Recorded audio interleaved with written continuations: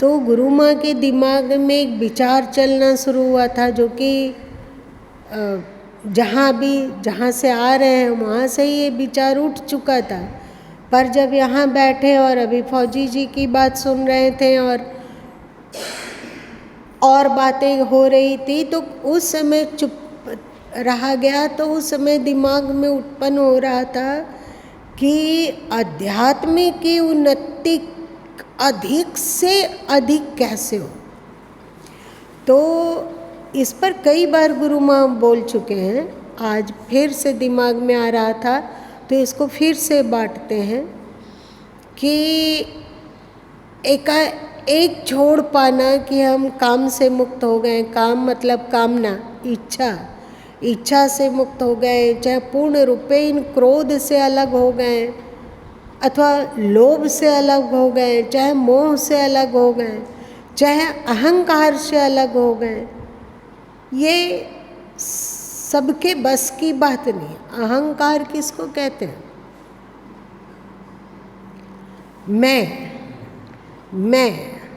मैं कौन?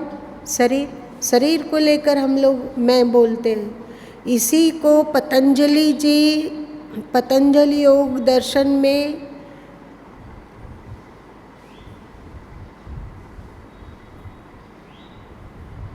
अविद्या और अस्मिता बोले ना। अस्मिता का अर्थ होता है अविद्या को उन्होंने दुख देने वाला बतलाया, और दूसरा उन्होंने बतलाया अस्मिता। अस्मिता का अर्थ होता है जो हम हैं नहीं उसे हम मान लेना। तो मैं आसान नहीं है। हम लोग बोल लेते हैं कि मैं शरीर नहीं हूँ, ये बोलना भी कीमती है। कितने प्रतिशत लोग बोल पाते होंगे अभी गिरडी में कि मैं शरीर नहीं, मैं चेतन हूँ, मैं आत्म तत्व हूँ, मैं शांत हूँ, मैं प्रेम हूँ, मैं निर्विकार हूँ, मैं पवित्र हूँ। कितने लोग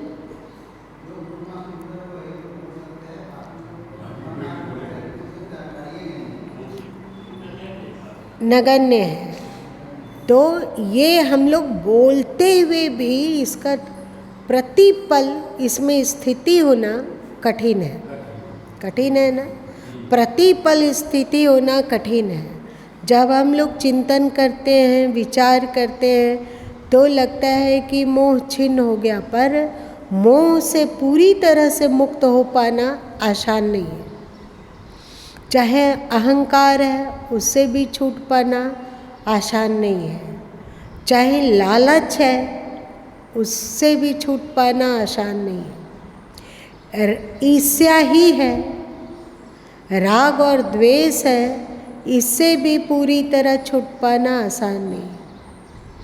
इसको आसान कैसे बनाया जाए? तो गुरु माँ के अंदर चल रहा था कि यदि हम श्रेष्ठ कार्य को निष्कामता पूर्वक बढ़ा पाते हो, जो है मन में उसको छोड़ो, उसके पीछे परेशान होते रहेंगे तो जो हम कर सकते हैं वो भी नहीं कर पाएंगे। मेरी बात समझ में आई? कि जो नहीं कर सकते हैं उसके लिए चिंता करते हुए बेहाल रहने में हमारा समय बीत जा रहा है, और हम उसे जो कर पाते उससे हम वंचित हो जाते हैं, क्योंकि हमारी सारी ऊर्जा उसमें खर्च हो जाती है कि हमें ये करना है, लेकिन कर ही नहीं पा रहे हैं। तो लगा कि हम लोग कर सकते हैं श्रेष्ठ कार्य, निष्काम श्रेष्ठ कार्य, ये हम लोग कर सकते हैं। यदि हम लोग अच्छा करने का कोशिश करें तो बताइए कि अभी थोड़ी सी हम लोग कोशिश करें तो ढेर सारा अच्छा कार्य कर सकते हैं, या काम क्रोध लोभ मोह को जैसे छोड़ना कठिन लगता है वैसे ही श्रेष्ठ कार्य करना भी कठिन लगता है। ठीक से बोलो कोई।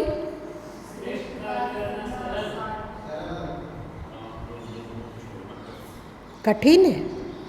किसी के जीवन में मोह ज़्यादा उग्र है, किसी के जीवन में क्रोध ज़्यादा भारी है, किसी के जीवन में अहंकार का पलड़ा भारी है, किसी में राग और द्वेष है, किसी में ईर्ष्या है, किसी में पागलपन की आसक्ति है, कोई कामना से इस तरह से लथपथ है कि उसको निकाल पाना कामना से मुश्किल है। पर इतना कठिन श्रेष्ठ कार्य करना नहीं है।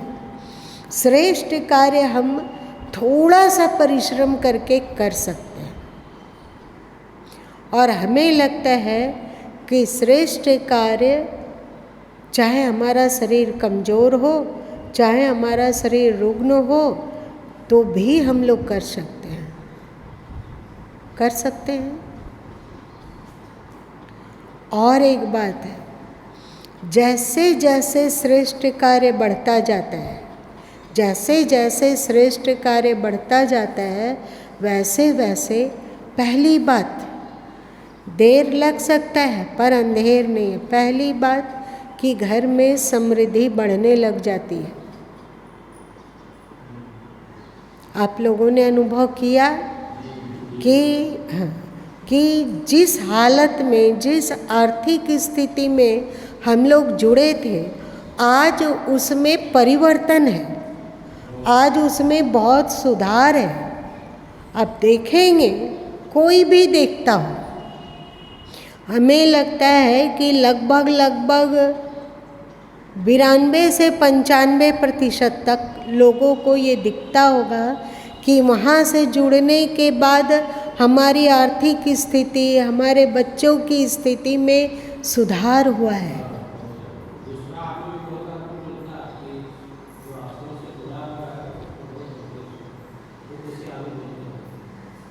इसका कारण है श्रेष्ठ कार्य।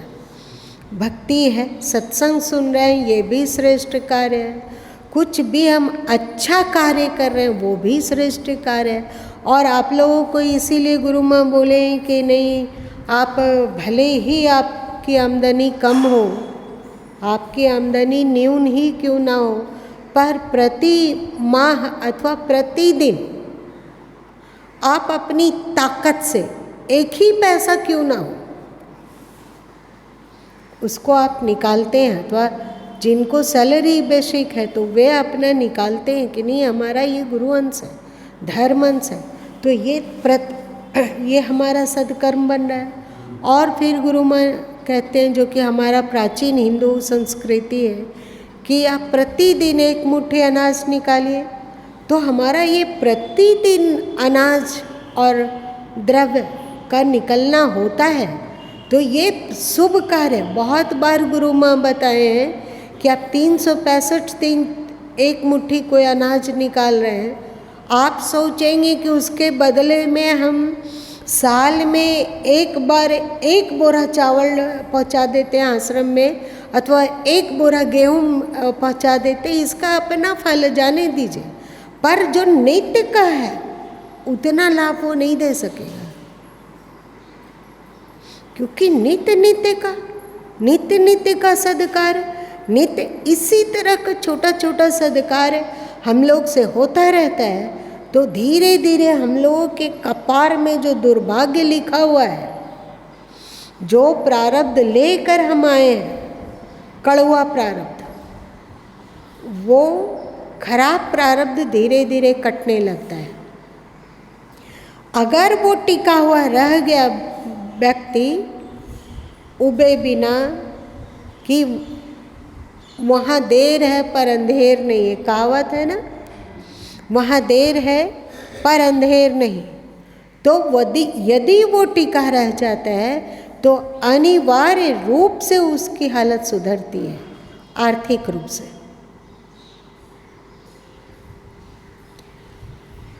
और भौतिक उन्नति होती है, ये तो हम लोगों को पता चलता है, पर आध्यात्मिक उन्नति भी होती है।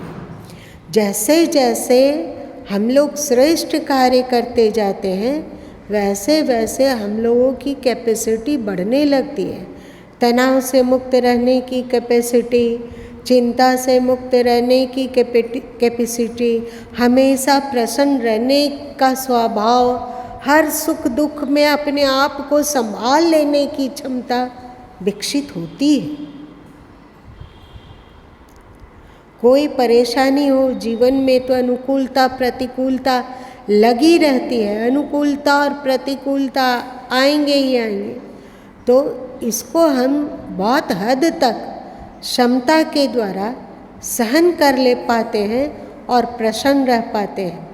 और यदि प्रतिकूल परिस्थिति में हम अपने दिमाग को संभाल पाते हैं, मतलब उसमें व्यथित होकर पागल की तरह रुदन नहीं करते हैं, तो उस प्रतिकूल परिस्थिति से निकलने में समर्थ बुद्धि भी सूझती है। मेरी बात क्या कहना चाह रहे हैं, तुम समझ रहे हो कि प्रतिकूल परिस्थिति में यदि हम रोते कलपते रहें, व्याकुल रहें, एकदम हाय करते रहें, टेंशन के मारे मरने लग जाएं, तो उस प्रतिकूल परिस्थिति से कैसे निकला जाए, इसका कोई क्लू, इसका कोई उपाय नहीं सोचा पाता है। क्योंकि हमारी सारी ऊर्जा उस प्रतिकूलता में इस तरह गड़क के रह गई कि अब हमारे पास ऊर्जा ही नहीं है कि उस प्रतिकूल परिस्थिति से निकलने का उपाय सोच सके। और जब हम लोग श्रेष्ठ कार्य सतत करते चलते हैं तो धीरे धीरे स्वतः ही हम लोगों के भीतर क्षमता का विकास होने लगता है, जो शांति को बनाए रखने वाला होता है या नहीं? सोचिए कि यदि हम लोग अभी आश्रम से जुड़े नहीं होते तो हम लोग के जीवन में तो अनुकूलता प्रतिकूलता बहुत आई है, तो हम लोग जितने शांतिपूर्वक उसको सहन कर पाएँ और वहाँ से भी निकलने का उपाय खोज पाएँ, ये संभव नहीं होता। सही? तो गुरु माँ सोच रहे थे कि ये एकदम श्रेष्ठतम आध्यात्मिक की साधना है कि प्रारंभ में हम श्रेष्ठ कार्य पर बहुत अधिक फोकस करें। जो भी श्रेष्ठ कार्य है, जिसको आप कहते हैं धर्म कार्य, तो धर्म कार्य केवल मंदिर में पूजा करना नहीं है। हम श्रेष्ठ कार्य में अपने व्यवहारिक कार्यों में से इतना भी समय निकाल पाते हो तो ये बहुत कीमती सद्कर्म है, बहुत कीमती धर्म है। हम भौतिक जिम्मेवारियों को निभाने के क्रम में थोड़ा सा भी लोक हितार्थ समय निकाल पाते हैं तो ये बहुत बड़ा पुण्य है, बहुत बड़ा सद्कर्म है। और सद्कर्म करने का अवसर हम लोग को ईश्वर दे रखे है। सद्कर्म करने का अवसर हम लोग के पास है, अलग अलग तरीके का सद्कर्म जो भी हम लोग करते हैं। अभी देखिए दीपावली आने वाली है, तो दीपावली में हम लोग गरीब बस्ती में जाके मिठाई बांटते हैं या कुछ, ये उनका दिया हुआ अवसर है। वे आश्रम का निर्माण करवाएं और गुरु माँ की ऐसी बुद्धि देते हैं, तो देने वाले तो वही है। और गुरु माँ से आप लोग पाते हैं बुद्धि, अजीब अजीब तरह का सोच।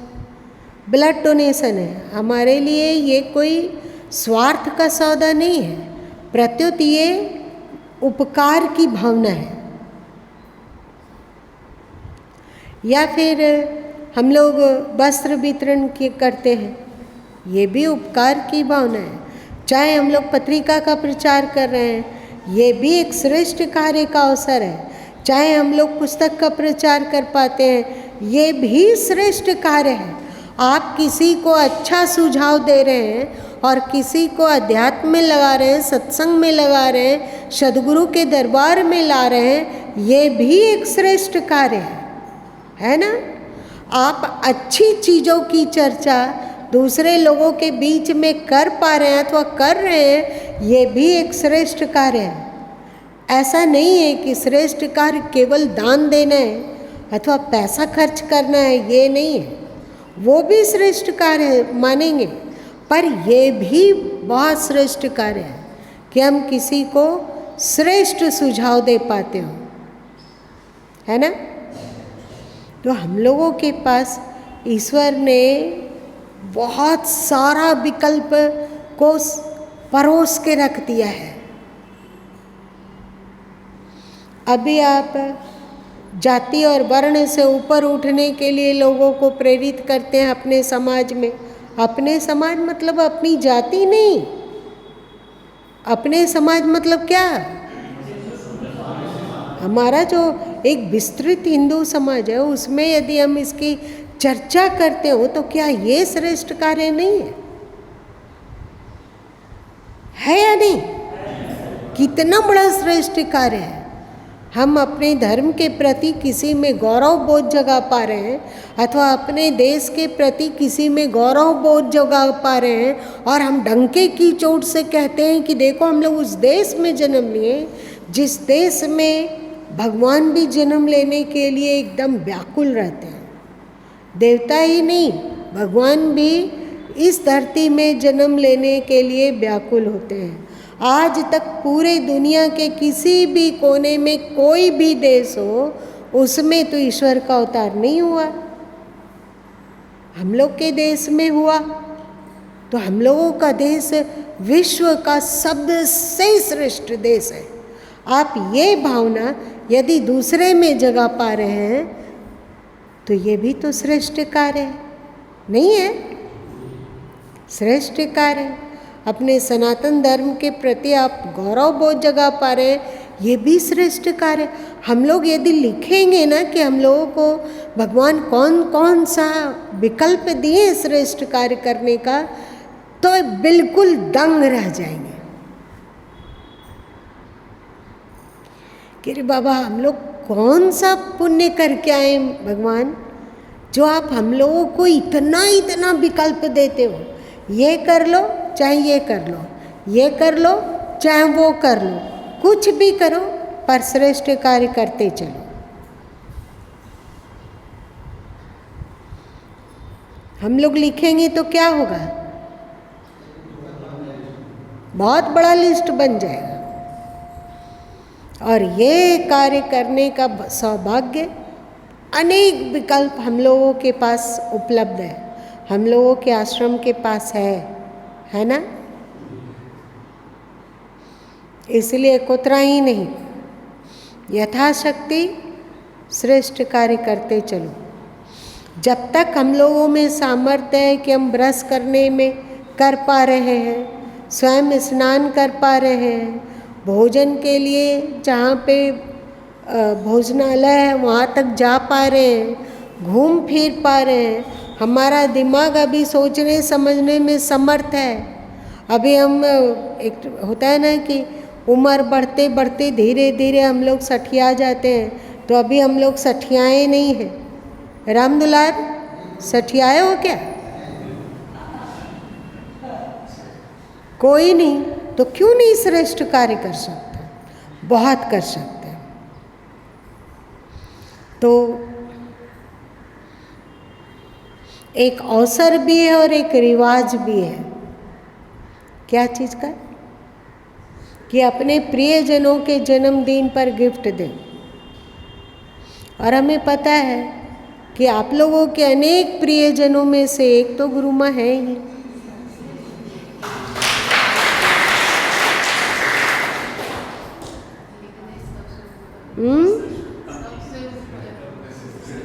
जो भी हो, तो चलो भाई गुरु माँ के ही नाम से कोशिश करना चाहिए।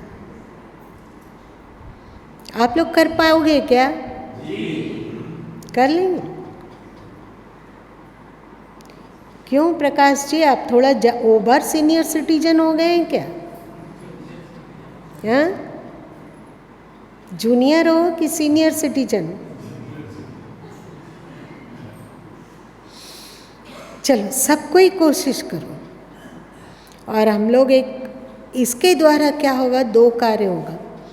भले ही हमारा लक्ष्य है कि हम एक छोटा सा कि 3 से 5 तक के बीच में हम कुछ भी प्रचार करें, तो इससे जिसके पास आप प्रचार करेंगे उसका भी लाभ है।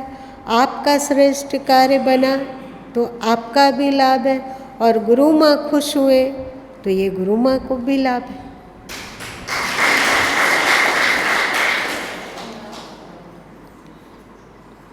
तो सब कोई करो, अपने संपर्क क्षेत्र में कुछ भी करके कोशिश करो, ये एक अवसर है।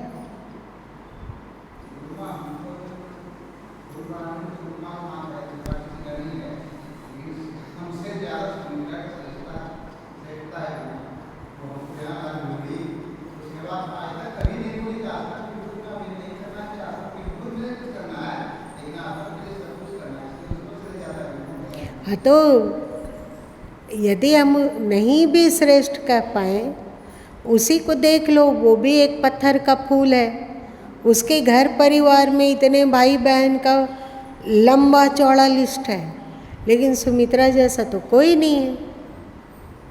मतलब प्रतिकूल स्थान में जन्म लेकर भी वो अपने भीतर भक्ति का पुष्प खिला पा रही है, मतलब पक्का है कि बहुत ही पुण्यशाली है ना, बहुत अधिक पुण्यशाली है।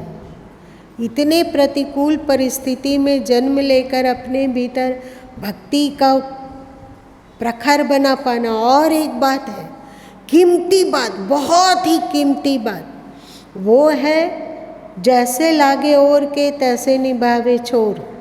मतलब ओर से चोर तक भक्ति बना रहना संभव जल्दी नहीं हो पाता है।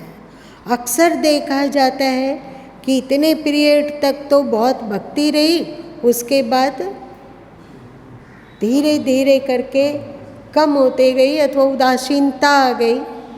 उतना जो शुरू में लगाव था वो नहीं रहा। अक्सर ऐसा दिखता है। मुट्ठी भर लोग ही ऐसे भाग्यशाली होते हैं कि जिसका जिस तरह से प्रारंभ में भक्ति था वैसे ही भक्ति अंतिम श्वास तक टिक गया। ऐसे भक्ति वाले लोग को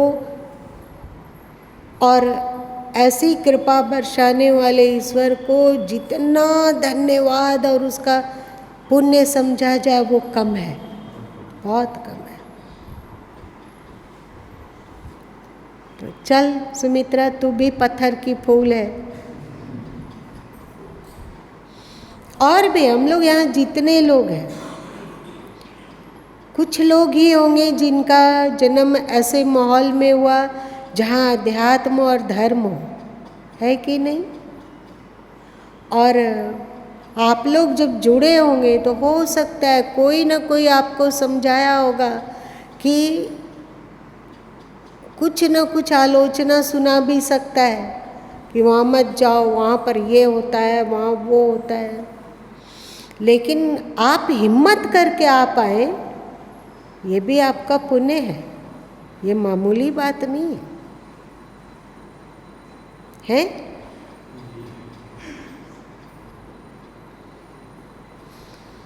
तो हम लोग यहाँ संकल्प ले सकते हैं क्या, छोटा सा, ताकतवर?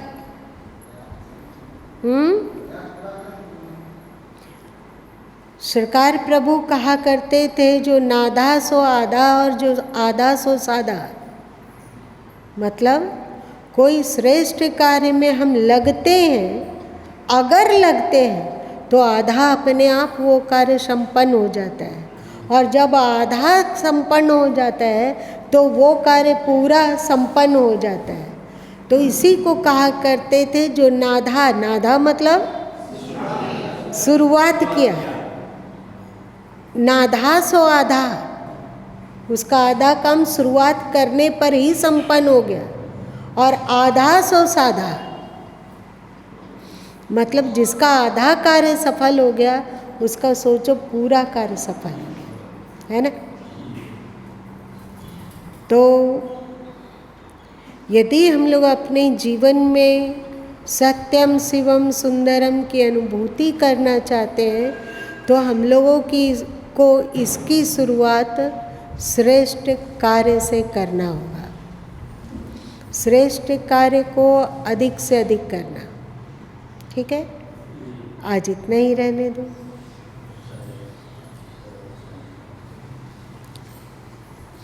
तुम भी बच्चे आए हो तो कोशिश करो कि तुम भी कर सको। आप नाम क्या नहीं जानते हैं? गणेश जी। आप ही कोशिश कीजिए कि श्रेष्ठ कार्य में कुछ आहुति डाल दें। ये बहती गंगा है, इसमें सब हाथ धो लें अपने संपर्क क्षेत्र में। ठीक है, गोवर्धन जी, आशीष, कोशिश करो जहाँ हो वहाँ इतना मत डूबो कि तुमको श्रेष्ठ कार्य करने का पल भर भी अवसर ना मिले।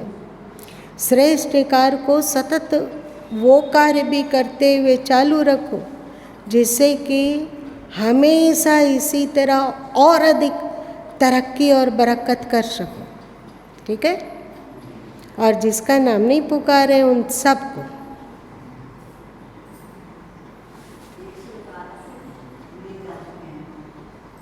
क्या 111 सेट कर लिए? हाँ हाँ, हम जानते हैं। कौन कहता है कि आप सीनियर सिटीजन हैं?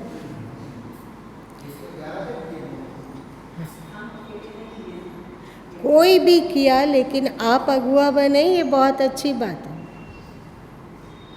कोई तो अगुआ बना ना, कोई तो प्रेरणा दिया ना, बहुत अच्छा।